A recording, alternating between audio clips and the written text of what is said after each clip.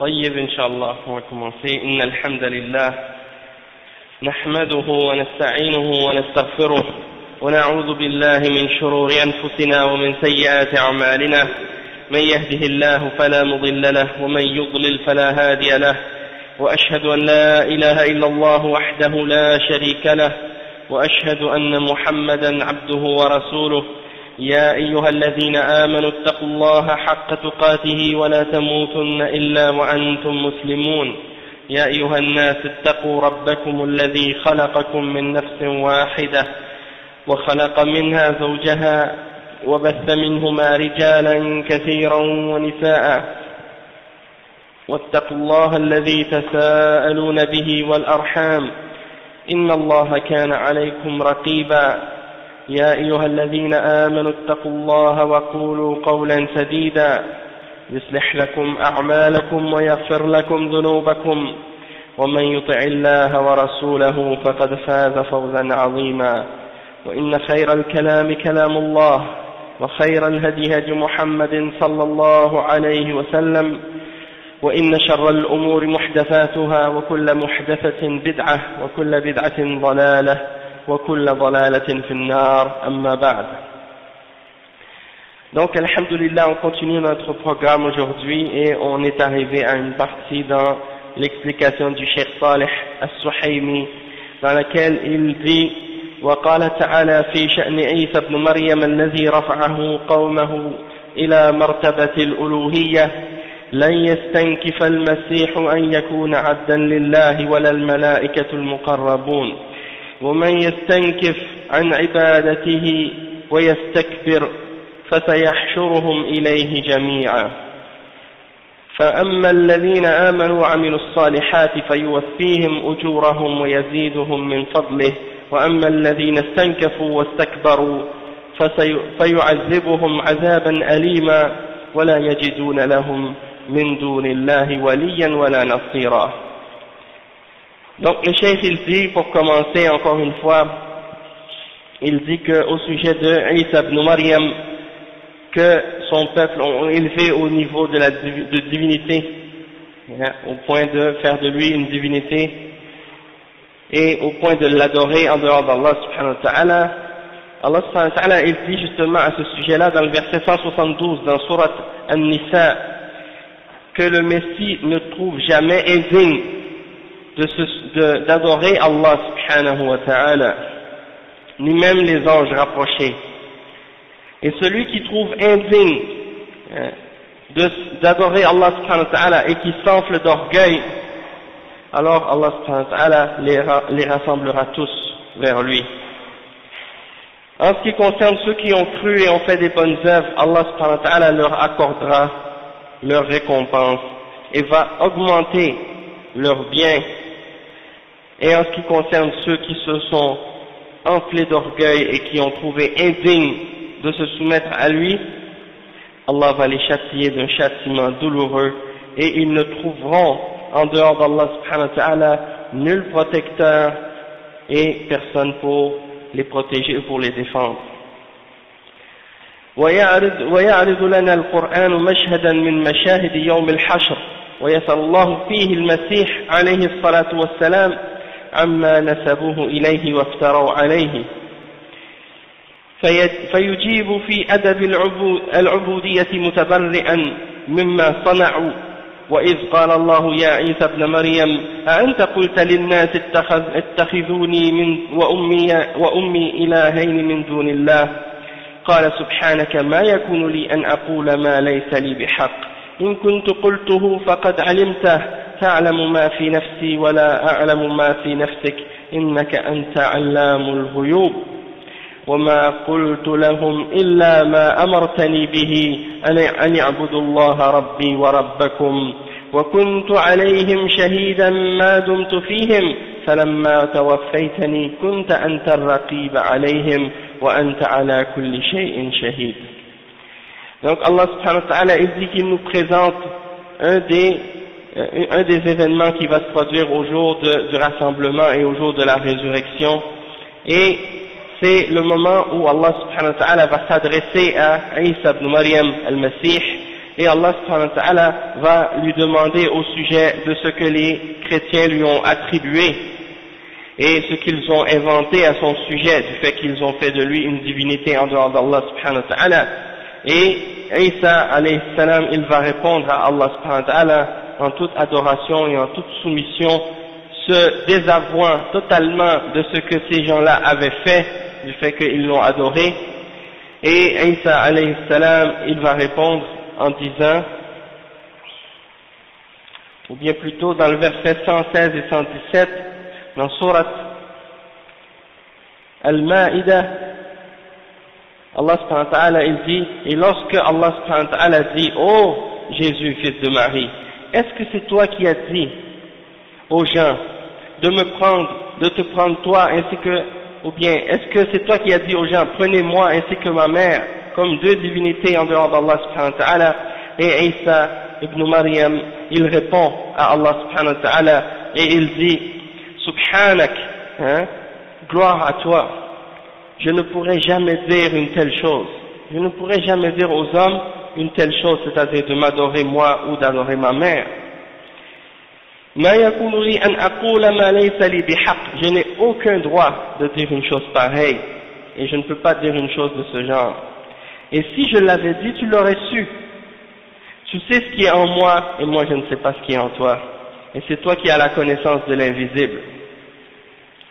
Je ne leur ai demandé qu'une chose, c'est-à-dire qu'ils adorent Allah subhanahu wa ta'ala, comme tu m'as ordonné de leur dire, d'adorer Allah seul, mon Seigneur et votre Seigneur, et j'ai été témoin auprès d'eux lorsque j'étais en vie sur la terre, lorsque j'étais sur la terre, et du moment où tu m'as élevé auprès de toi, à partir de ce moment-là, eh bien c'est toi qui les surveillais, et c'est toi qui étais ar-raqib sur eux, et certes tu es témoin de toutes choses.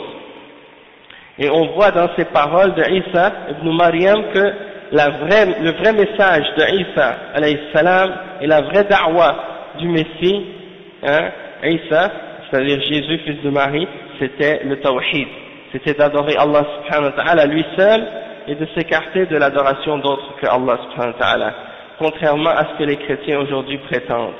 Et donc c'est très important de comprendre que la religion de Jésus, c'est le tawhid. La religion de Isa ibn Maryam, c'est le tawhid, et c'est la religion de tous les prophètes. Et qu'est-ce que les chrétiens pratiquent aujourd'hui? Et ce qu'ils prétendent, c'est qu'ils suivent Jésus. Ça c'est faux, ça c'est un mensonge en fait. Parce que le vrai message de Isa ibn Maryam, c'était pas le fait d'adorer Jésus, ou d'adorer Marie, ou d'adorer autre chose que Allah. Le message de Isa ibn Maryam, c'était d'adorer Allah seul, et d'être sur la voie de tous les prophètes qui sont venus auparavant. Et si vous lisez même des passages dans la Bible qui existent aujourd'hui, qui a été falsifié, et que les chrétiens utilisent comme référence, eh bien vous trouvez beaucoup de preuves et beaucoup de références qui vont en contradiction avec les croyances des chrétiens aujourd'hui. C'est-à-dire leur propre livre dénonce et contredit les croyances qu'ils prêchent et les choses qu'ils enseignent. Donc ça c'est un exemple aussi, et ça nous fait comprendre que il ne faut pas se laisser tromper par ces gens-là qui prétendent qu'ils suivent Isa ibn Maryam alors qu'ils suivent d'autres choses que le message de Isa ibn Maryam. فالأديان كلها دعوة إلى عبادة الله. Pourquoi on dit ça? C'est très important. Justement maintenant, il y a quelques minutes, quelqu'un nous a posé la question: pourquoi on fait la différence entre les chrétiens, les musulmans, les bouddhistes, les hindous? Pourquoi on traite pas tout le monde et on considère pas tout le monde pareil? Et bien entendu, l'explication de ça c'est dans le tawhid. C'est-à-dire, on ne peut pas considérer toutes ces religions-là comme étant égales et pareilles, puisqu'elles n'adorent pas la même chose, et qu'elles n'appellent pas à la même chose comme message de base. Le message des prophètes et des messagers a toujours été le même, c'est-à-dire ça a toujours été le tawhid, sauf que qu'est-ce que les gens ont fait du message des prophètes après le départ de ces prophètes-là? C'est ça qui a dévié, c'est ça qui a fait changer le message. Donc si tu retournes au message original de Isa ibn Maryam et le message original des autres prophètes, tu trouves que à la base c'est le message du tawhid et de l'unicité d'Allah subhanahu wa ta'ala. Et qu'est-ce que les gens ont déformé de ce message-là?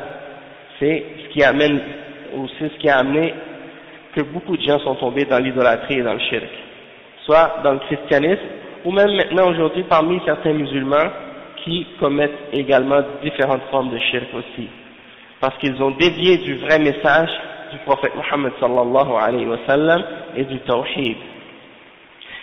فالأديان كلها دعوة إلى عبادة الله وحده.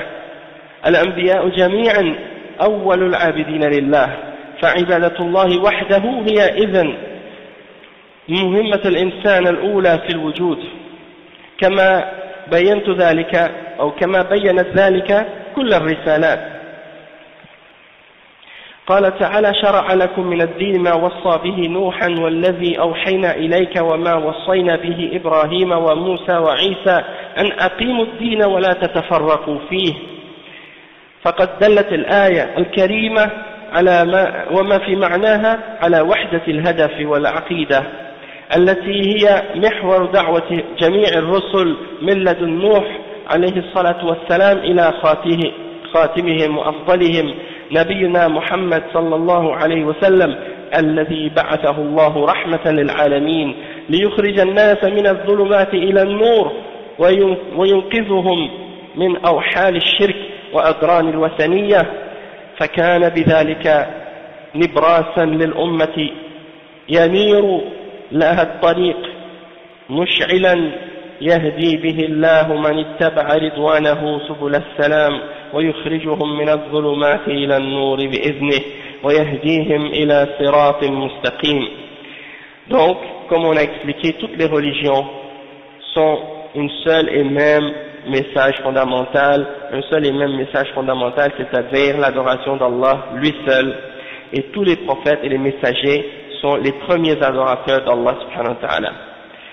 Donc, la première tâche que l'être humain a à accomplir dans cette vie, c'est d'adorer Allah lui seul, et c'est pour cette raison-là qu'il a été créé, et c'est ça qui explique le but de son existence, comme ça a été clarifié par tous les messages qui ont été envoyés aux messagers et que les messagers nous ont transmis.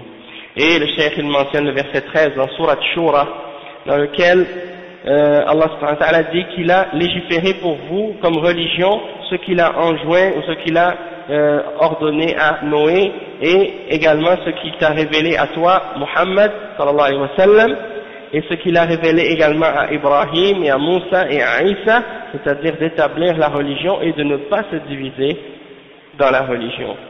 Donc ce verset et d'autres versets qui ont la même signification également nous indiquent qu'il y a un seul but, un seul objectif, une seule aqidah, et que c'est autour de ce point-là que tourne le message de tous les messagers d'Allah subhanahu wa ta'ala, depuis Nuh alayhi salam jusqu'au dernier des messagers, notre prophète Muhammad sallallahu alayhi wa sallam, celui que Allah subhanahu wa ta'ala a envoyé comme une miséricorde pour les mondes, pour faire sortir les hommes des ténèbres vers la lumière et pour les sauver de toutes les différentes catégories de shirk et toutes les différentes catégories de wasaniya, c'est-à-dire de paganisme et d'idolâtrie. Et donc, c'est la voie qui a illuminé le chemin, hein, comme Allah subhanahu wa ta'ala dit, yahdi bihi Allahu man ittaba'a ridwanahu subul as-salam. Allah subhanahu wa ta'ala dit, par cette guidance et par ce Coran, Allah subhanahu wa ta'ala il guide celui qui le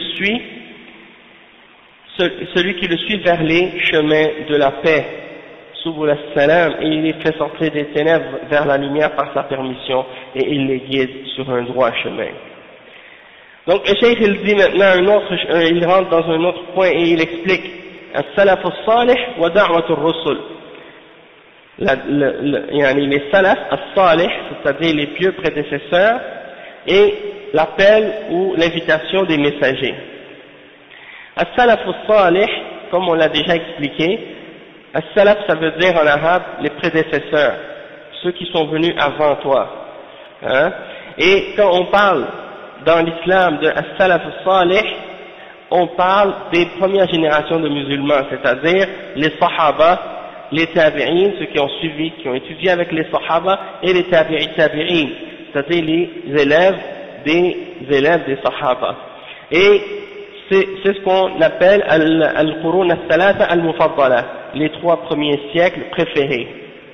D'accord? Et quand on se réfère au salaf ou à la da'wa salafiyya, c'est de ça qu'on parle.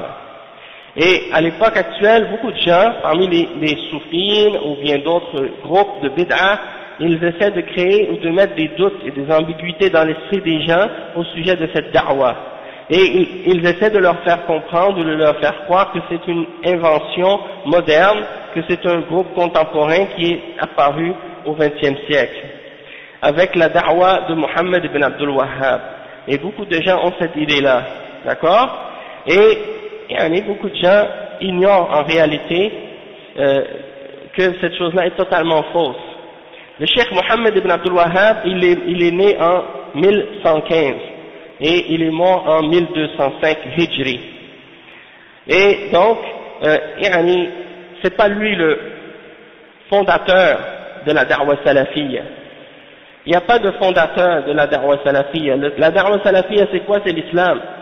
C'est de suivre le Coran et de suivre la Sunna telle qu'elle a été amenée et telle qu'elle a été appliquée et suivie depuis l'époque des Sahaba jusqu'à aujourd'hui. Et tous les ulama de l'islam ont suivi cette compréhension-là à l'époque des premières générations. Il n'y a pas de divergence, il n'y avait pas de contradiction entre eux. Et donc, si quelqu'un par exemple dit que le cheikh Mohammed ibn Abdul Wahhab a amené quelque chose de nouveau, quelque chose qui n'existait pas à l'époque des Sahaba, ou quelque chose qui n'existait pas à l'époque des tabi'in ou des tabi'in, alors c'est à lui d'amener les références et les preuves de ce qu'il prétend.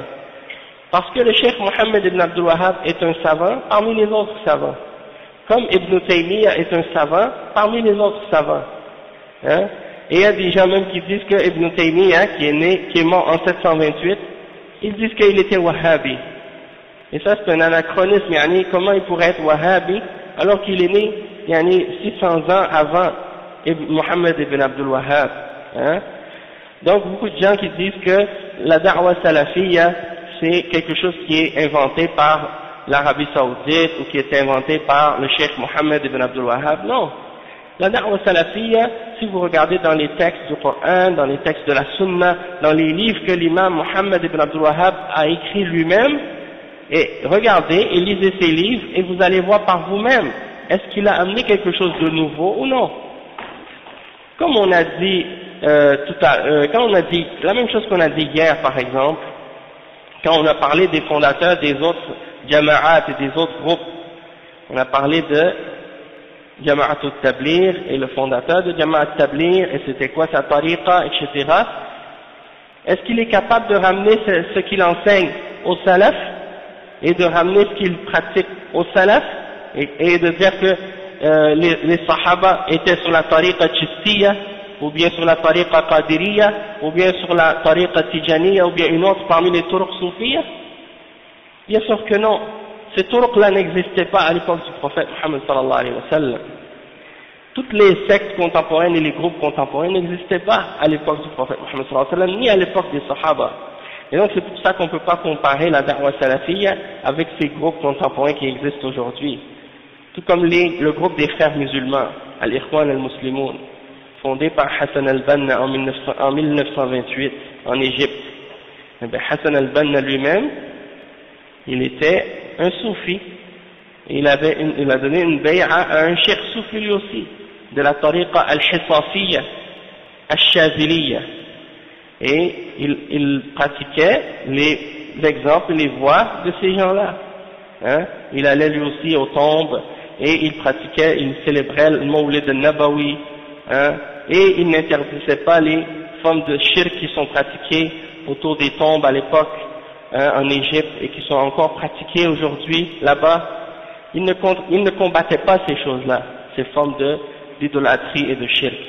Il se concentrait uniquement sur les questions politiques et des problèmes sociaux. Et il laissait les gens dans l'idolâtrie et dans les bid'ah. Donc ça c'est un exemple comment ces gens-là n'ont pas donné de priorité ou d'importance au tawhid et à la da'wa, à cette aqida. Et non seulement ça, mais dans la Aqidah, Hassan al-Banna, le fondateur des Ikhwan al-Muslimin, était sur la Aqidah des Asha'ira, ceux qui déforment et qui changent le sens des attributs d'Allah subhanahu wa ta'ala. Donc ça c'est également une forme de bid'ah, également qui a été suivie par ce cheikh, par ce fondateur de cette tariqa ou de cette voie.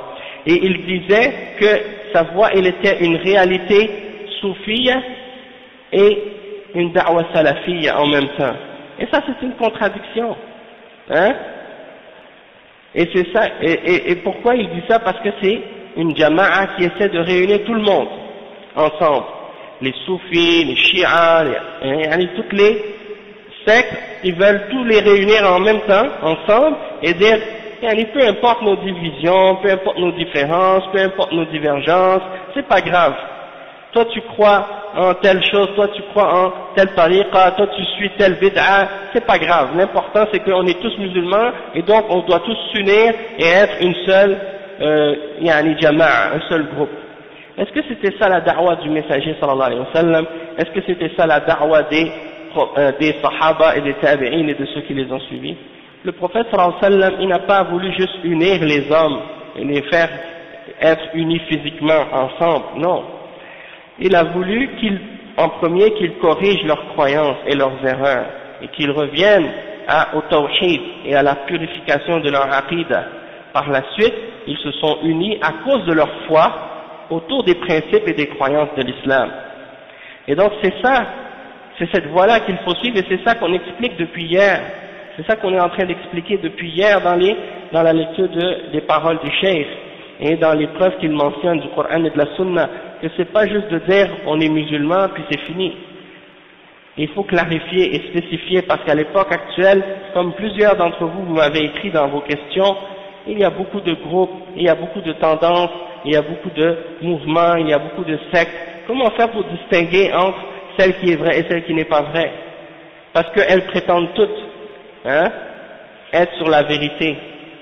Et les ulama souvent ils mentionnent et ils disent وَكُلٌّ يَدَّعِي وَصْلًا بِلَيْلَةٍ وَلَيْلَةَ لَا تُقِرُّ لَهُمْ بِذَاكَ. Chacun d'entre eux prétend qu'ils ont un rapport ou un lien avec Layla. Layla, elle ne confirme pas cette chose-là à leur sujet. Donc, aujourd'hui, beaucoup de gens prétendent qu'ils suivent quelque chose qui est la vérité, mais la réalité, c'est que lorsque tu compares ce qu'ils prêchent avec le Coran et la Sunna, et l'exemple des Sahaba, tu vois qu'il y a une grande différence entre les deux. Et donc, c'est pour ça que nous, on dit, si vous voulez reconnaître la vérité, eh bien, il faut, premièrement, étudier le Coran, étudier la Sunna, et vous basez là-dessus, et après vous établissez votre mesure ou votre balance en vous basant sur les textes et sur la référence de la révélation. D'accord? Et après, vous allez être capable d'analyser et de juger qu'est-ce qui vient en contradiction avec ces principes et ces enseignements qui sont dans le Coran. D'accord? Et donc, bien entendu, on ne peut pas expliquer tous les détails dans ce séminaire, mais quand même, ces choses-là, on a donné des cours à ce sujet-là, dans d'autres livres qu'on a enseignés au Canada et ailleurs, donc c'est sûr que vous allez pouvoir, Inch'Allah, les écouter, Inch'Allah, et les télécharger pour les écouter et pour avoir une meilleure compréhension au sujet de ces choses-là. Donc le cheikh dit وقد كان السلف الصالح من الصحابة والتابعين يترسمون تلك الخطى النبوية ويستلهمون سر وحدتهم من صفاء العقيدة الخالصة التي لم تشبه شائبة فأصبحوا بذلك سادة الدنيا وفتح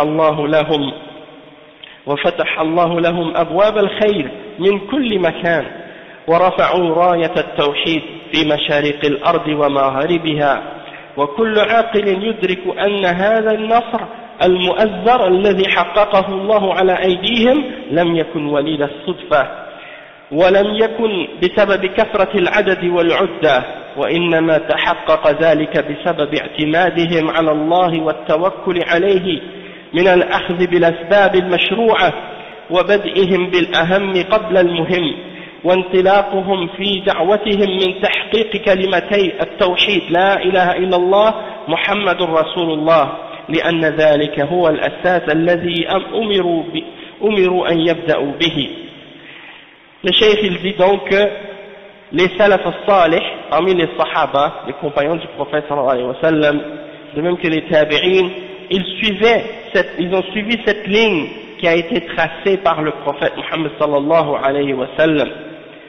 Et le secret de leur unité et de leur union était la pureté de leur aqidah, la pureté de leur croyance. Elle n'a pas été corrompue par rien parmi les déformations et les corruptions. Et ils sont devenus les maîtres du monde par la suite. Allah subhanahu wa ta'ala a fait que toutes les portes du bien s'ouvrent pour eux, dans tous les endroits où ils sont allés. Et ça c'est quelque chose qui nous fait réfléchir, subhanallah. Comment l'islam est entré dans toutes ces différentes contrées-là. Et les sahaba, ils ne parlaient pas toutes ces langues.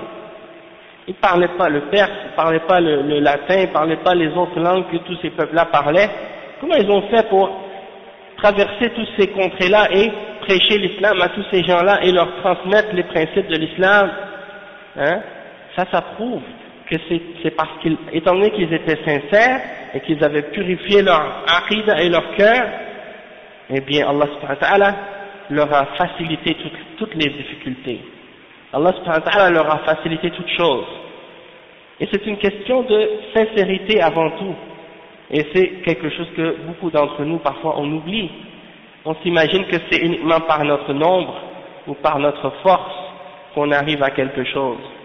Et le cheikh il nous dit ici, s'ils ont réussi à établir et à élever la bannière du tawhid à l'est et à l'ouest de la terre, on sait très bien que ce n'est pas à cause de leur force, de leur nombre ou de leur force militaire, non. C'est Allah subhanahu wa ta'ala qui leur a donné cette victoire. Et c'est pas apparu c'est pas quelque chose qui est arrivé subitement, hein, par hasard, non. C'est quelque chose qui a eu des causes. Et parmi ces causes-là, c'est qu'ils mettaient leur confiance en Allah subhanahu wa ta'ala et qu'ils prenaient les moyens nécessaires pour arriver à leur but, mais ils prenaient des moyens qui sont légaux, qui sont en accord avec la charia d'Allah subhanahu wa ta'ala, et qu'ils commençaient par qu'est-ce qui était le plus important, c'est-à-dire de commencer par le fait de comprendre et de réaliser la parole de la ilaha illallah et de Muhammadur Rasulullah, parce que c'est la base par laquelle ils ont été ordonnés de commencer. Et analyser et observer les différents groupes et les différentes jama'at qui appellent à l'islam, et regarder, est-ce que c'est par cette base-là qu'ils commencent? Est-ce que c'est là-dessus qu'ils mettent leur concentration et leur priorité, ou non? Regardez, parmi tous les gens qui prétendent être en train d'appeler à l'islam, ou de faire de la da'wa et de la prêche à l'islam, est-ce que vous voyez que ces gens-là, ils commencent par le tawhid et par la parole de la ilaha illallah, ou bien ils se concentrent uniquement sur d'autres choses? Si par exemple quelqu'un appelle à la réforme sociale, il dit il faut arrêter la corruption, il faut arrêter l'alcool, il faut arrêter le zina, il faut arrêter tous les autres péchés.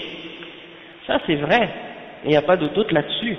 Mais est-ce que le fait que quelqu'un ne fait pas le zina, ou ne vole pas, ou ne ment pas, ou ne mange pas de porc, ou ne boit pas d'alcool, est-ce que vous pensez que si cette personne-là meurt comme ça, alors qu'il commet du shirk et qu'il adore autre qu'Allah, est-ce que vous pensez que celui-là, le fait qu'il n'a pas fait ces péchés-là, il va être sauvé au jour de la résurrection? Non. Vous voyez par exemple des chrétiens, ou des juifs, ou des athées, ou des gens qui viennent, qui sont humanistes, qui ont des bons comportements, qui sont polis, qui sont bien éduqués, qui sont respectueux. Et quand vous les voyez, vous dites, waouh, ces gens-là, ils ont un bon comportement.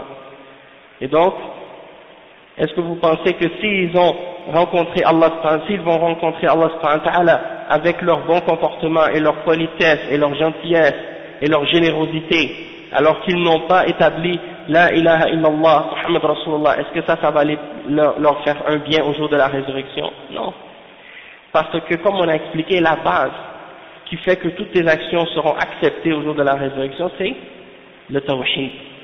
Et même si tu as amené toutes les œuvres du monde, et que tu viens au jour de la résurrection et que tu n'as pas établi le tawhid et appliqué le tawhid, tes actions seront vaines et tes actions seront nulles. Tout ce que tu as fait devient de la poussière.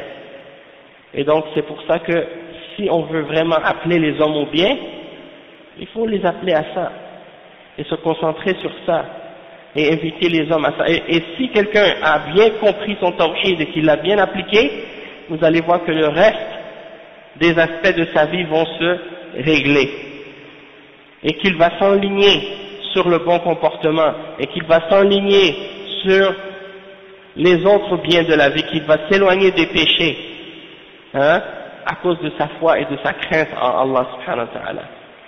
Si vous regardez dans les pays musulmans, les pays où il y a plus de perversité et de péché et de corruption sont les pays où il y a le plus de bid'ah et le plus de déviation dans la aqidah. Il y a toujours un lien entre les péchés, la perversité et le tawhid, le fait que ces gens-là sont sur le shirk et les bid'ah et les innovations.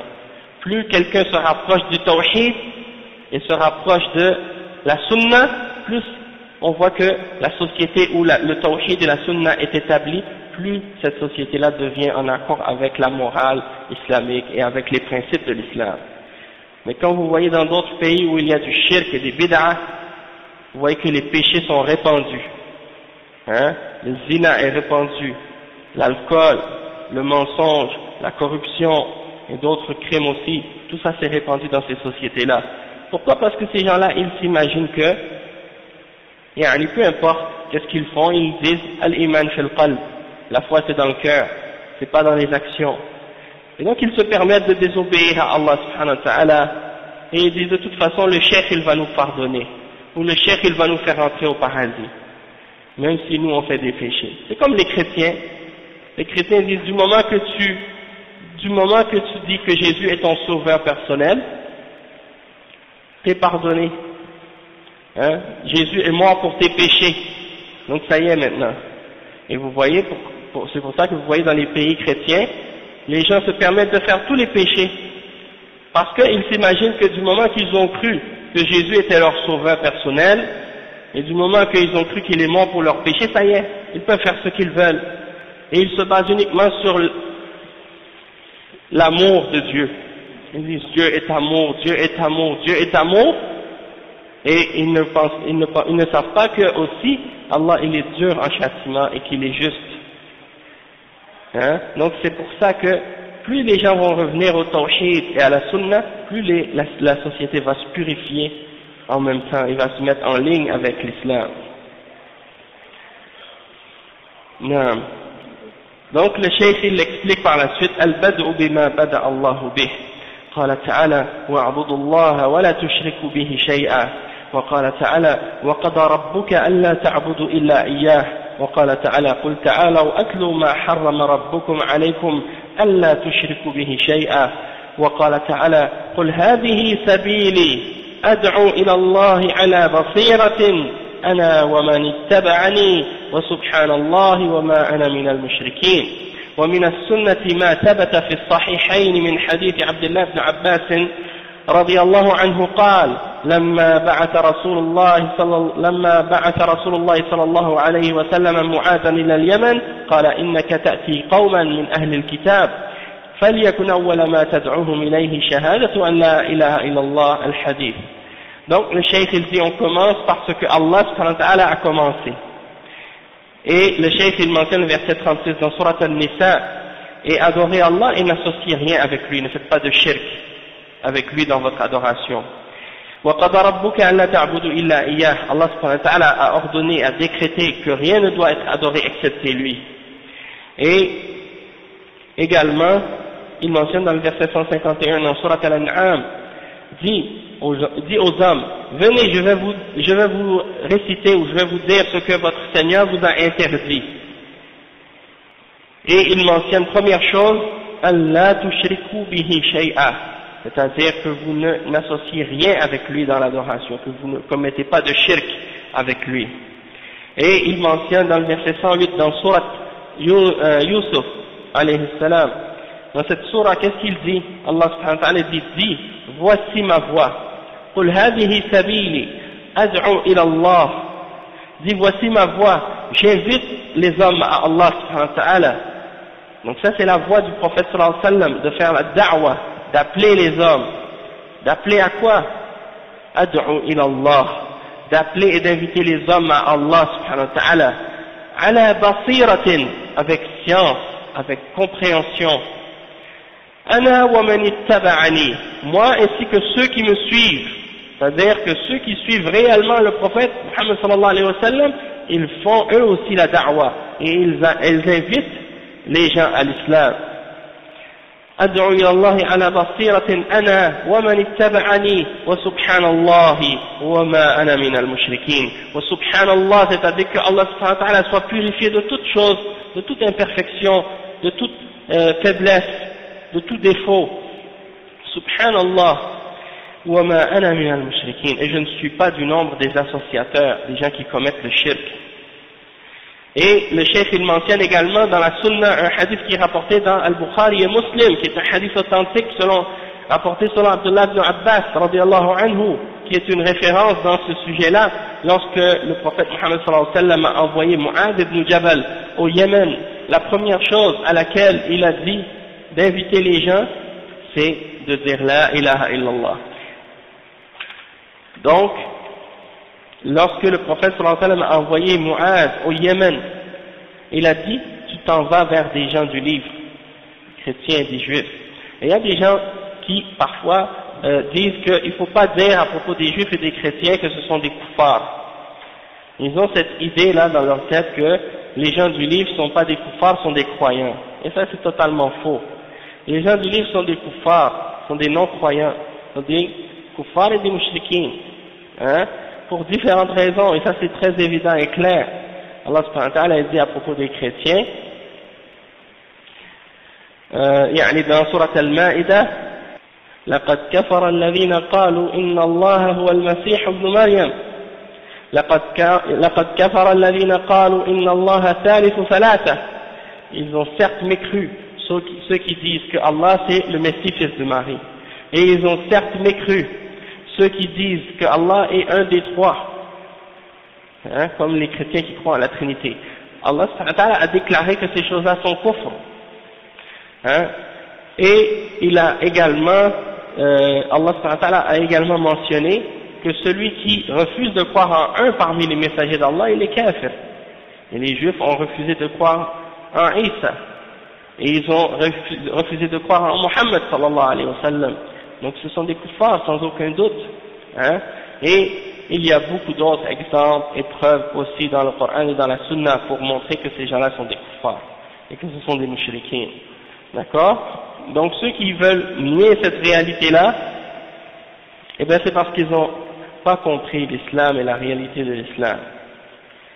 Si peut-être parmi les gens du livre, à l'époque de leur prophète, avant la venue du prophète Muhammad sallallahu alayhi wa sallam, qui ont cru en ces prophètes-là et qui n'ont pas associé rien avec Allah subhanahu wa ta'ala, avant la venue du prophète Muhammad sallallahu alayhi wa sallam, ceux-là étaient musulmans. Mais ceux qui sont venus parmi les juifs et les chrétiens après la venue du prophète Muhammad sallallahu alayhi wa sallam, et qui n'ont pas cru au prophète Muhammad sallallahu alayhi wa sallam, alors ceux-là sont des kuffars. Parce que Allah subhanahu wa ta'ala, le prophète sallallahu alayhi wa sallam, il dit وَالَّذِي نَفْسِي بِيَدِهِ لا يسمع بي أحد من هذه الأمة يهودي ولا نصراني ثم يموت ولم يؤمن بالذي أرسلت به إلا كان من أصحاب النار.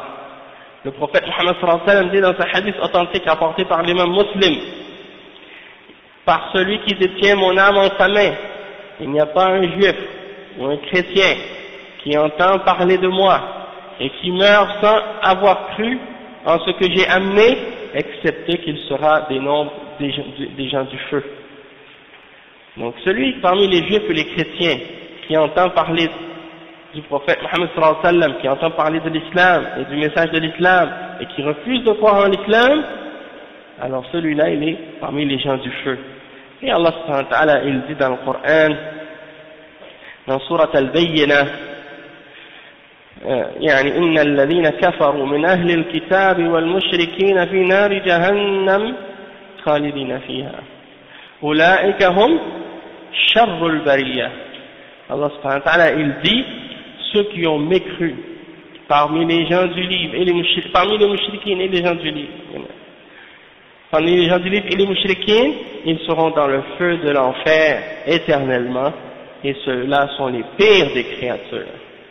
D'accord? Donc ça, c'est pour nous faire comprendre que ces gens-là sont des kuffars, et ce sont des mushrikines, parce qu'ils ont commis le shirk. Ils prient à Jésus, ils prient à Marie, et ils font des doigts à Jésus et à Marie et aux saints. Ça, c'est shirk. Celui qui fait ça, même s'il est musulman, il devient mushrik, il quitte l'islam. Donc que dire de celui qui n'a même pas dit la ilaha illallah, qui n'a même pas dit Muhammad Rasulullah, et qui fait ses actes de shirk, et qui invoque d'autres que Allah? Eh bien, c'est encore plus évident qu'il est un mushrik. Hein? La même chose pour les juifs qui invoquent d'autres que Allah, ou qui croient que Jésus est le fils de Dieu. Celui qui dit que Dieu a un fils, ça aussi c'est shirk. Donc ça, c'est des exemples du fait que les gens du livre sont des kuffars et des mushrikines. Et c'est pour ça que lorsque le prophète Mohammed sallallahu alayhi wa sallam a envoyé Mu'adh ibn Jabal aux gens du livre qui étaient au Yémen, il leur a dit que la première chose à laquelle tu les invites soit de dire la ilaha illallah Muhammad Rasulullah. Donc ça veut dire quoi? Ça veut dire que le prophète sallallahu alayhi wa sallam, il sait que ces gens-là sont les mushrikines, et que s'ils veulent devenir musulmans, ils doivent corriger leur tawhid. Parce que les gens du livre prétendent croire à un Dieu unique. Mais dans la réalité, dans l'application et dans la pratique, ils ont contredit le message de l'islam et du tawhid. Et une des choses qui m'a beaucoup étonné parmi les musulmans de cette région, yani, c'est le mélange dans les croyances, dans une seule famille. Parfois, on retrouve différentes religions dans la même famille. Le père est d'une religion, le fils est d'une autre religion, la sœur est d'une autre religion, et on dirait que il n'y a pas de da'wa qui est faite, il n'y a pas d'invitation au tawhid. C'est comme si certains musulmans s'imaginent que toutes les croyances sont équivalentes et bonnes, et que tout le monde peut choisir la croyance qui lui plaît, et la compréhension de la religion qui lui plaît. Et ça, c'est très dangereux et c'est très grave. Et le prophète sallallahu alayhi wa sallam n'a pas enseigné cette chose-là de cette manière. Il nous a enseigné d'appeler les hommes au tawhid, d'appeler les hommes à la ilaha illallah. Et lorsque quelqu'un a une contradiction et une erreur dans sa compréhension de la religion, de l'appeler à se corriger et à revenir à la vérité et au droit chemin. D'accord? Donc ça, c'est l'exemple que le cheikh a dit pour nous faire comprendre comment on doit commencer par qu'est-ce qui est le plus important et le commencement. Ensuite, le cheikh il dit التوحيد سبب لتكفير الذنوب ومما يدل على أهمية العقيدة وكونها أساس كل عمل تكفيرها للذنوب والكبائر إذا صدرت عن إخلاص وقوة إيمان. يدل لذلك ما رواه الترمذي وغيره عن عبد الله بن عمر أو عبد الله بن عمرو بن العاص من حديث صاحب البطاقة حيث ينشر له 99 سجلا 99 سجلا كل سجل مد البصر أو مد البصر ثم يؤتى ببطاقة فيها أشهد أن لا إله إلا الله وأشهد أن محمدا عبده ورسوله فتوضع السجلات في كفة والبطاقة في كفة فتطيش السجلات وتثقل البطاقة. Donc le cheikh il dit que parmi les choses qui nous montrent l'importance de cette aqidah et du tawhid, il y a le fait que le tawhid est une des causes qui fait que nos péchés sont expiés et sont effacés par Allah subhanahu wa ta'ala. Et donc le cheikh il dit que du fait que le tawhid c'est la base de toute action, eh bien le tawhid efface les péchés, et les grands péchés et les kaba'ir. Lorsque quelqu'un a une foi qui est forte et qu'il est sincère envers Allah subhanahu wa ta'ala dans son adoration, s'il tombe dans des péchés, sa foi et son tawhid peuvent faire en sorte que cette personne-là sera pardonnée au jour de la résurrection parce qu'il a eu un tawhid qui est fort. Parce qu'il y a une chose qui est très importante à comprendre, c'est que quand on parle du tawhid et quand on parle de la foi, on ne parle pas d'une chose qui est un tout ou une entité, une chose qui est stable. On parle de quelque chose qui augmente et qui diminue. Et c'est ça la définition de al-iman, selon les ulama de Ahlus Sunnati wal Jama'a. Ils ont expliqué que la foi, elle est composée des paroles et des actions et de la croyance du cœur. C'est pour ça que les ulama, ils définissent al-iman en disant huwa i'tiqadun bil janan wa nutqun bil lisan wa amalun bil arkan. Donc ils disent que la foi c'est quoi? C'est une croyance dans le cœur, une parole avec la langue et des actions qu'on fait avec nos membres. C'est ça la foi. Et ils disent yazidu bil ta'at wa yanqusu bil ma'asi. La foi elle augmente avec l'obéissance et elle diminue avec les péchés. Donc le tawhid c'est la même chose. Le tawhid d'une personne augmente, plus sa foi augmente et sa sincérité envers Allah subhanahu wa ta'ala augmente, plus son tawhid devient parfait. Et plus sa crainte en Allah subhanahu wa ta'ala augmente, et plus il s'écarte des péchés, et plus il se rapproche d'Allah par l'obéissance et par l'adoration. Mais quand sa foi diminue, quand il fait des péchés, ça fait diminuer sa foi. Et ça fait diminuer également son tawhid. Tant qu'il n'a pas commis du shirk majeur ou un kufr majeur, il reste dans l'islam. Toutefois, il est un croyant qui est faible dans sa foi. Et il est un pécheur, mais il ne sort pas de la foi, tant qu'il n'a pas commis de shirk majeur ou un kufr majeur. Donc la foi, elle peut passer du minimum obligatoire jusqu'à la perfection. Elle peut être très très faible jusqu'à ce qu'elle ne reste que comme le poids d'une graine de moutarde, et elle peut devenir comme des montagnes. Ça c'est la foi. Et c'est pour ça qu'au jour de la résurrection, Allah subhanahu wa ta'ala, il va faire sortir de l'enfer toute personne qui a eu une graine de moutarde de foi. C'est-à-dire il n'a pas commis de shirk, et il a été sur le tawhid, mais il a commis des péchés qui ont fait diminuer sa foi. Tant qu'il a eu cette base et cette minimum de la foi, il reste dans l'islam et il a encore un espoir de sortir de l'enfer. Le seul qui n'a pas d'espoir de sortir de l'enfer, c'est celui qui a commis du shirk avec Allah subhanahu wa ta'ala, qui a adoré d'autres avec Allah.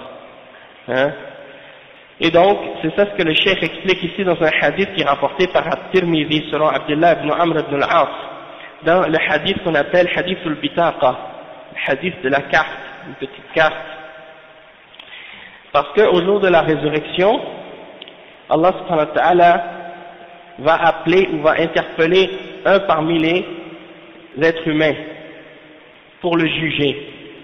Et on va faire sortir 99 registres dans lesquels il y a des péchés qui sont accumulés et chacun de ces 99 registres et sa longueur est à la distance du regard. C'est-à-dire chacun de ces 99 registres est rempli de péchés de la distance du regard. Donc c'est des très grands registres. Et donc on va prendre ces 99 registres et on va les mettre sur un côté de la balance. Et donc cet individu va dire, Allah subhanahu wa ta'ala va demander à cet individu, est-ce que tu nies quoi que ce soit de ce qui est mentionné dans ces registres? Il va dire non. Il va lui dire, est-ce que tu as une hasana, est-ce que tu as un bien, une bonne action que tu as fait? Il va dire non. Allah subhanahu wa ta'ala va lui dire, certes oui, tu as une hasana.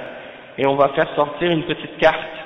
Et sur cette carte, il y a la mention de la ilaha illallah. Et donc, on va mettre cette carte sur l'autre côté de la balance. Et l'homme va dire à Allah, qu'est-ce que cette petite carte peut faire par rapport à tous ces 99 registres remplis de péchés? Et il vient par la suite et il met la carte sur la balance, l'autre côté de la balance, et la carte est plus lourde dans la balance que les 99 registres. Ça, c'est pour nous faire comprendre l'importance du tawhid et la grandeur de la ilaha illallah. Il y a des hadiths qui mentionnent le fait que la ilaha illallah, si tu le mets dans un côté de la balance et que tu prends les cieux et la terre et tout ce qui est dedans et que tu le mets de l'autre côté de la balance, la ilaha illallah sera plus lourde, sera plus lourde dans la balance que toute la création complète. Et ça, c'est l'importance de la ilaha illallah. Et lorsqu'on entend des hadiths comme ça, beaucoup de gens ne comprennent pas, ils pensent que la ilaha illallah c'est quelque chose de facile, quelque chose de rien, ils ne donnent pas d'importance ou de la considération. Mais s'ils auraient réellement compris la réalité de la ilaha illallah et la valeur de cette parole et son implication et sa signification, eh bien ils n'auraient jamais perdu l'espoir en réalité du fait de comprendre la grandeur et l'importance de cette parole. C'est pour cette parole que Allah a créé les cieux et la terre, pour la ilaha illallah, et pour que cette parole soit accomplie et appliquée. Et c'est le but de notre création. Mais bien entendu, pour que quelqu'un arrive à comprendre l'importance de cette parole, il faut qu'il fasse des efforts pour étudier le tawhid. Et il faut qu'il fasse des efforts pour comprendre ce que ça signifie. C'est pas pour rien que c'est en disant la ilaha illallah, Muhammad Rasulullah, que quelqu'un devient musulman. Donc le cheikh il dit وإذا كان توحيد الله هو رأس الأمر والجسد لا يستقيم بلا رأس كما قال الرسول صلى الله عليه وسلم رأس الأمر الإسلام وعموده الصلاة وذروة سنامه الجهاد في سبيل الله. هذه نصوص صريحة دالة على وجوب البدء بالدعوة إلى توحيد الله تعالى قبل جميع التكاليف، لأن قبول جميع التكاليف مرهون بتحقيق ذلك، وهذا ما صار عليه السلف الصالح في دعوتهم مما حقق لهم النجاح في برهة وجيزة أذهلت العقول وتحطمت أمامها عروش الكفر والطغيان. Donc le cheikh il dit donc qu'on a compris à partir de tout ce qu'on a expliqué que le tawhid c'est la tête, c'est la tête, c'est comparable à la tête par rapport au corps, et un corps ne peut pas se tenir sans la tête. Et donc il mentionne le hadith du prophète sallallahu alayhi wa sallam qui dit que la tête, que l'islam c'est la tête de cette affaire, de cette religion, et umuduhu, c'est-à-dire son pilier, c'est la salat. Wa zirwatu sanamihi, et le plus haut point de cette religion c'est le djihad fi sabilillah. C'est le djihad fi sabilillah, et ça c'est rapporté par At-Tirmidhi, et c'est un hadith Hassan Sahih. Donc le cheikh dit ça, ce sont parmi des textes qui sont clairs et qui indiquent l'obligation de commencer notre da'wah par le tawhid avant toute autre obligation, avant la salat. Pendant combien d'années il n'y a pas eu d'autre obligation dans l'islam que le tawhid à la Mecque? Pendant 10 ans le prophète sallallahu alayhi wa sallam a appelé uniquement à la ilaha illallah, rien d'autre. Il n'y avait pas encore de salat obligatoire, il n'y avait pas de jeûne, il n'y avait pas de zakat, il n'y avait pas de hajj. La seule obligation c'était le tawhid et le combat de l'idolâtrie et le rejet de l'idolâtrie. Ça indique pas que c'est quelque chose d'important, n'est-ce pas que ça indique que c'est quelque chose de fondamental? C'est principal et c'est primordial. Et donc c'est pour cette raison-là que, comme le cheikh explique, qu'il faut commencer par cette base-là. Et c'est sur ça que tous les salafs ont basé leur da'wah, et ils ont compris que c'est de cette manière qu'on peut atteindre le succès. Et c'est pour ça que Allah subhanahu wa ta'ala leur a facilité le succès dans cette vie, dans une période de temps très courte. Hein? Les gens sont surpris et étonnés quand ils voient à quelle vitesse et à quelle rapidité l'islam s'est répandu de l'est à l'ouest. Hein? Donc, ils ont réussi même à secouer les trônes des kuffars de l'époque et à établir l'islam partout, hein? Et à enrayer la transgression et l'idolâtrie qui était appliquée et pratiquée partout dans le monde à cette époque-là.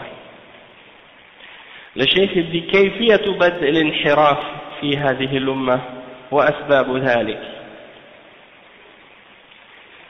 On va terminer avec ce point-là, Inch'Allah. Le cheikh dit وقد استمر الأمر على هذا الحال ثم بدأ الانحراف بعد ذلك عن هذه الجادة.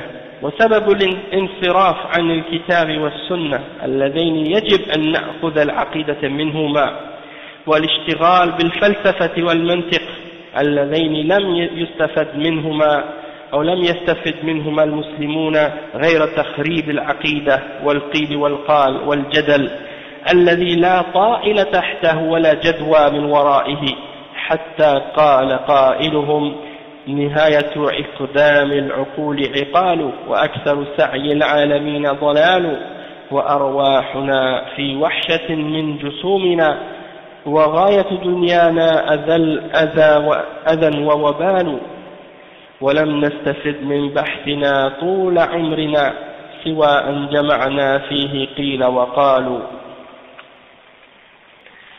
الأمر الذي حدا بكثير من الناس إلى تعطيل صفات الله عز وجل أو تفويضها أو تأويلها أو تمثيلها وكذلك الحال في عبادة الله عز وجل حيث لم يقتصر الأمر على التقيد بالكتاب والسنة ومنهج السلف الصالح في ذلك حتى أصبح الناس في العبادة نتيجة لجهلهم بما كان عليه السلف الصالح من صحة العقيدة أصبحوا ما بين مفرط ومفرط أو مفرط.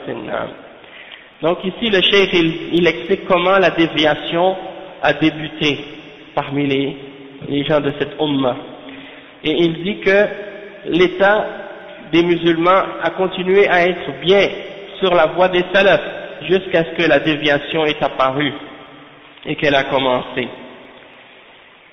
Donc au tout début ils étaient sur la bonne voie, la voie des salafs salih, puis ils ont commencé à dévier et à se détourner. Pourquoi? Parce qu'ils ont quitté la voie du Coran et de la Sunna. Les musulmans ont commencé à se détourner du Coran et de la Sunna, qui sont les deux références à partir desquelles on doit comprendre et prendre notre aqidah et notre croyance. Mais ils ont commencé à laisser de côté le Coran et la Sunna, et ils ont commencé à s'occuper et à travailler avec la philosophie et la logique grecque, et à commencer à discuter sur les questions de religion. Hein? Et ils prennent les textes de la religion comme si c'était des opinions d'un être humain. Et quand on leur rapporte un hadith ou une ayah dans le Coran, ils pensent que c'est un sujet à débattre et que c'est un sujet ouvert à la discussion. Tu leur dis Allah a dit, ils disent oui mais bon, on peut quand même, ils veulent philosopher avec la parole d'Allah subhanahu wa ta'ala. Ou bien on leur cite la parole du prophète Muhammad sallallahu alayhi wa sallam, et puis ils commencent à philosopher avec ça. Ils disent, ouais, mais bon, on peut quand même discuter là-dessus, tu vois. Et donc ça, c'est la voie de l'égarement. C'est cette porte-là qui s'est ouverte, et c'est ça qui a amené beaucoup de gens à tomber dans l'égarement. Et les kuffars aiment philosopher. Pourquoi? Parce qu'ils n'ont pas de référence, ils n'ont pas de base, ils n'ont pas de vérité. Étant donné qu'ils n'ont pas de référence ou de révélation sur lesquelles ils se basent, eh bien, ils ouvrent tous les sujets, sont ouverts pour eux à la discussion et au débat. Et al-akh war-rad, tu prends ou tu laisses, comme si c'était une opinion. Mais la parole d'Allah, c'est pas une opinion. Et la parole du prophète sallallahu alayhi wa sallam, c'est pas une opinion parmi les opinions. C'est des réalités, des vérités qu'on doit accepter obligatoirement et auxquelles on doit se soumettre de façon absolue si on est des musulmans. Mais bon, à l'époque actuelle, c'est ce qui est arrivé, et c'est ce qui est arrivé ça depuis très longtemps, lorsque les musulmans ont commencé à laisser de côté la révélation et à se baser sur ces trucs de philosophie qu'ils ont commencé à trouver. Et c'est ça qui a commencé à détruire la aqida des gens. Et ils ont commencé à argumenter, à discuter sur les questions de religion. Et certains parmi les philosophes, il y en a ceux parmi les musulmans qui ont commencé à étudier ces genres de philosophie-là, ils ont commencé à vouloir interpréter le Coran et la Sunna à la lumière de ces philosophies-là. Et ils ont commencé à essayer de déformer la réalité des attributs d'Allah subhanahu wa ta'ala et des noms d'Allah subhanahu wa ta'ala. Et commencé à essayer de définir comment Allah subhanahu wa ta'ala doit être décrit et défini selon la raison humaine. Et donc ils ont dit on ne peut pas se référer sur la révélation et sur le Coran. Il faut se baser sur notre logique pour comprendre qui est Dieu. Et tout ce qu'on trouve dans le Coran et dans la Sunna qui est contraire à notre logique, on va le changer dans son sens. Parce que bien entendu, ces gens-là ne peuvent pas venir voir les musulmans puis dire on va rejeter ces versets-là et on n'y croit pas. Parce que bien entendu, s'ils disent ça, tout le monde va savoir que ce sont des kuffars. Mais donc, ils viennent d'une façon indirecte. Et ils disent, on ne va pas les nier ouvertement. On va seulement changer leur signification réelle et les interpréter d'une manière qui déforme leur réalité. Et c'est là qu'a commencé le double langage dans la religion. On dit des mots, mais quand on prononce ces mots-là ou ces paroles-là, on veut dire d'autres choses que qu'est-ce qui est mentionné. Et il y a beaucoup de prêcheurs islamiques aujourd'hui qui jouent avec les mots de cette manière-là. Ils utilisent des termes, mais ils veulent dire autre chose que qu'est-ce qu'ils disent réellement. Et ça, c'est quelque chose de dangereux. Et donc, qu'est-ce qu'ils ont fait? Ils ont nié les attributs d'Allah subhanahu wa ta'ala. Ou bien ils ont dit on ne peut pas les comprendre, c'est quelque chose qui ne peut pas être compréhensible.